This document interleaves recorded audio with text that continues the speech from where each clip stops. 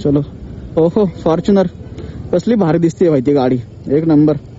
मला फॉर्च्युनर कडे बघायला लय आवडतं भाई, काय सांगू. ओहो आली भाई, कसलं भारी दिसतंय. फॉर्च्युनरला बघितलं ना भाई, माझं मन खुश. आई शपथ, लाईट पडली. आता मला माहित ना कॅमेरात आलंय का नाही, पण लाईट पडल्यावर लय भारी चमकली ती गाडी. एक तर ही गाडी पांढरी आहे, त्यात तिला काळी फिल्मिंग, कसली भारी दिसते. आणि मुलगी पण बघते भाई तिच्याकडे. Everybody loves Fortuner guys. पुढे भाई ग्लोस्टर आहे आणि एकीकडे फॉर्च्युनर भाई, कसलं भारी दिसतंय एकदम. हे हट्टरला भारी आहे भाई, काय पण असू दे. ज्यावेळेस माझ्याकडं फॉर्च्युनर येईल आणि माझ्याकडे बायको किंवा गर्लफ्रेंड असेल, सकाळी उठल्या उठल्या मी काय बघणार भाई? सकाळी उठल्या उठल्या मी बघणार फॉर्च्युनर, ऑब्व्हियसली.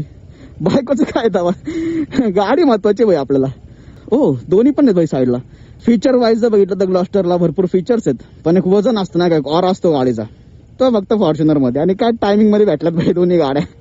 कॉन्टेंट. फॉर्च्युनर काय, thumbs up for your car. लय भारी दिसते गाडी लय. आणि मग अशी ऊन पडलं तुझी चमकली, नादच.